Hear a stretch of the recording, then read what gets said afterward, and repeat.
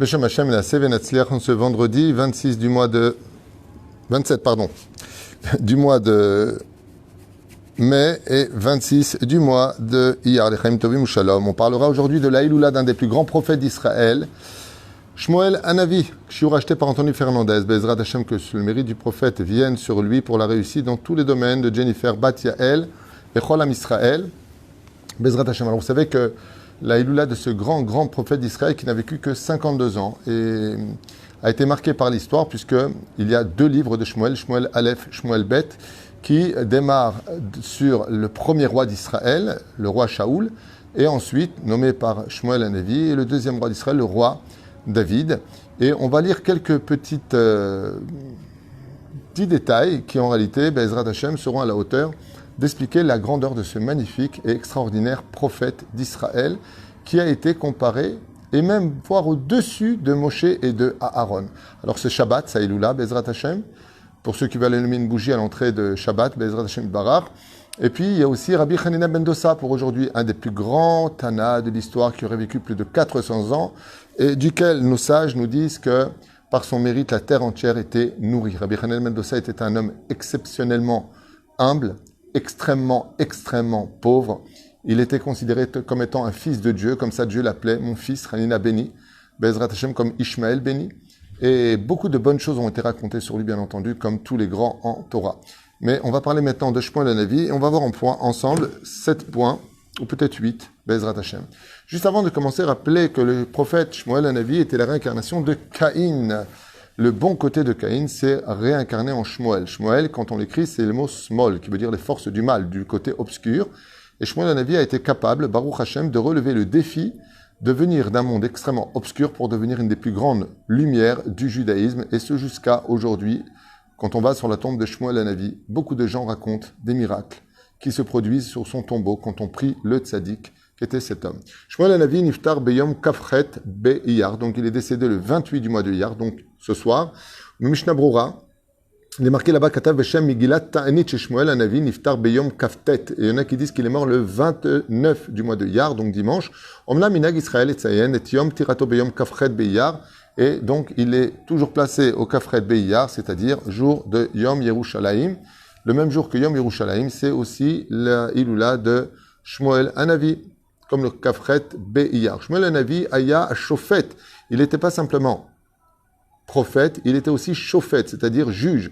Shisha Asar, Shechem le Israël, il avait 16 ans quand il s'est levé au peuple d'Israël, même si à l'âge de 2 ans, il a été sevré par sa mère Hana, puis ensuite emmené chez Haïli Kohen Gadol à Shiloh pour devenir un des plus grands maîtres du judaïsme. Dans Mrou Chazal, dans Masechet Kiddushin, à la page 72 à Moudbet, Achelo Shaka Shimsho Shel Haïli Kohen Gadol, tant que n'était pas mort le prophète Haïli, non pas Eli, mais Haïli, Ken, à Kohen, Gvar Zarcha Shimsho Shel Shmuel, eh bien, c'était déjà levé la lumière de Shmuel Hanavi. Chez Haïli à Kohen Niftar Bigil Tishim Veshesh, quand est décédé le Kohen Gadol Haïli, qui était maître d'Israël à cette époque à l'âge de 96 ans, Shmuel Hanavi aya ben Arbaim ve'achat shana, il n'avait que 41 ans.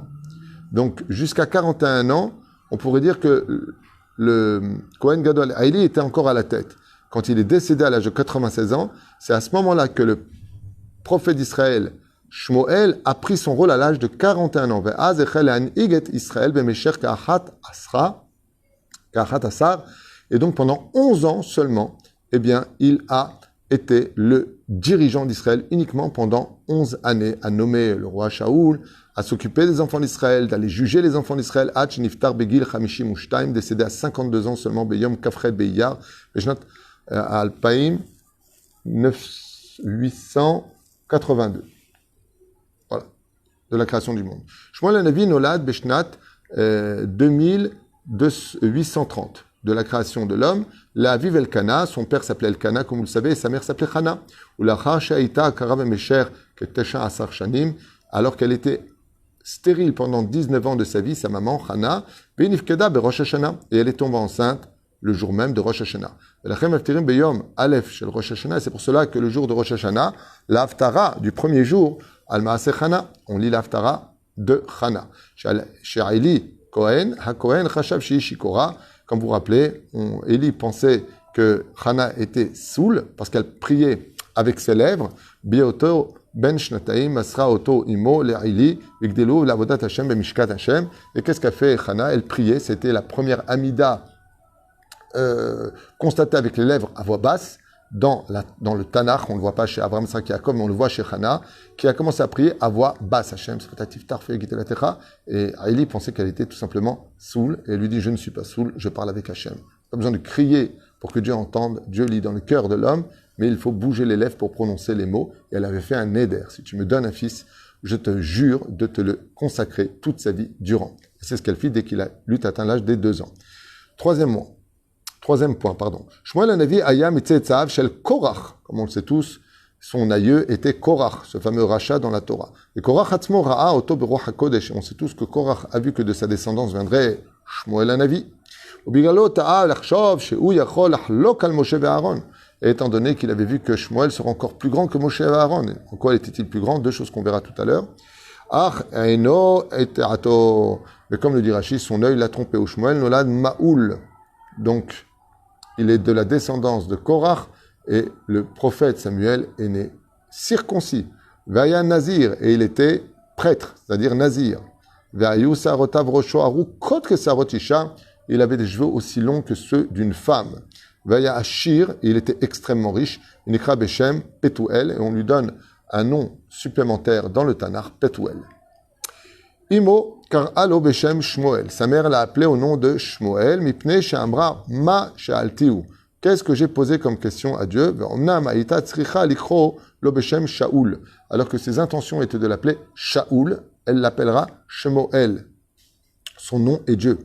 She'u Milshon Ashe'ela. Basé Shmuel, Milshon Mash'il, Shoel, She'ela. Il pose. Et là, Tash'il She'latecha. Et là, Shemikevan She'echad Memlache Edom Ayan Nikra Beshem Shaoul, étant donné qu'un des rois des Goïm s'appelait Shaoul, Velo Ratzta Imo Sheikra Al Shem Racha, elle n'a pas voulu l'appeler au nom d'un nom Racha. Donc le nom Shaoul à la base venait des nations du monde, il a été pris ensuite chez nous, et le roi Shaoul lui-même portera ce nom. Alken Osifa et Aot Mem, et c'est pour ça qu'elle a rajouté la lettre même, qui est la lettre du renouvellement, dans son nom, donc Shaoul deviendra Shmuel. Le Karabo, Shmuel. Shmuel Hanavi, Aya Shakul ke Moshe ve'Aaron. On y arrive. Si on prenait une balance et qu'on mettait le plus grand des prophètes d'Israël, le maître de la Torah, Moshe Rabbeinu, et Aaron, premier grand Kohen Gadol, ou Shmuel, Bekor et Shemo, on savait que le prophète Shmuel était plus grand. Alors pourquoi est-ce qu'il était plus grand et en quoi était-il plus grand? Eh bien, les sages nous disent 2 choses. La première, c'est que Moshe et Aaron, aussi grands étaient-ils, ne sont pas rentrés en Israël, tandis que Shmuel a vécu et est né en Eretz Israël, d'où l'importance qui fait la différence entre un tzaddik de Chutz Laaretz et un tzaddik d'Eretz Israël. C'est qu'ici, le prophète Samuel a pu atteindre le niveau de la Neshama, ce qui n'était pas le cas de celui qui vit en Chutz Laaretz. Et deuxièmement, le prophète Samuel, Shmuel Hanavi, allait de ville en ville, de village en village, régler les shlom bayit, les conflits entre les uns et les autres. Et il n'y avait pas besoin de monter jusqu'à Moshe ou d'aller jusqu'à Aaron.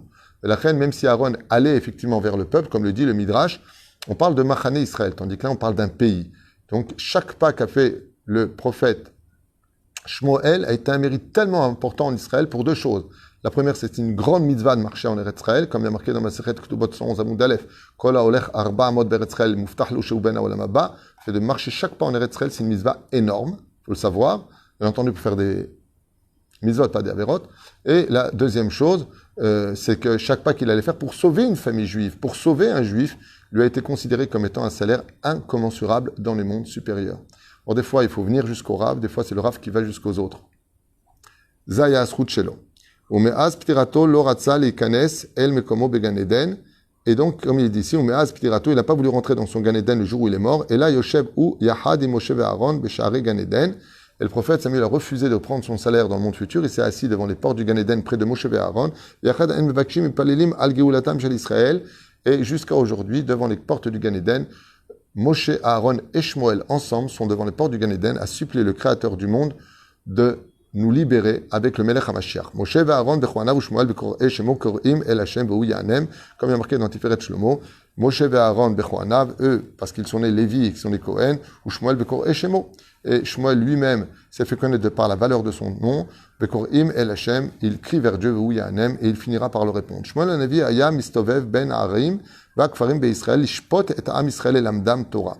Le prophète Shmuel ne se contentait pas simplement d'aller juger le peuple d'Israël, faire le shalom entre les uns et les autres, mais il partait aussi leur enseigner la Torah et les lois de Dieu. Il y a une chose qu'on pourrait dire de lui, c'est qu'il n'a jamais, et au grand jamais, pris quoi que ce soit, de qui que ce soit, de toute sa vie durant. Bon, juste avant, on nous dit qu'il était riche aussi. Est-ce que ça lui comptait comme un mérite ou pas? En tout cas, avant de mourir, il a même dit que personne ne lui a donné un jour, ne serait-ce qu'un bout de paille à manger à son âne qu'il emmenait de droite à gauche. Il ne prenait rien de personne. De l'autre côté, il avait de quoi manger. Baruch Hashem. Ulchomakom nasa imo et awalo. Donc il prenait avec lui sa tante, tout ce dont il avait besoin, de telle façon à ce qu'il puisse être toujours libre et indépendant, sans jamais besoin avoir à dire merci à qui que ce soit. Uchuvato Aramata Kisham Beto. Et il habitait à Ramata, où là-bas se trouvait sa maison, comme c'est marqué dans Brachot, Yud Pe'amud Bet. Shmuel Hanavi, Niftar Begil, Chamishim Ushtaim, décédé à 52 ans, Nitgalgel Nishmato Rabbi Elazar Ben Azaria.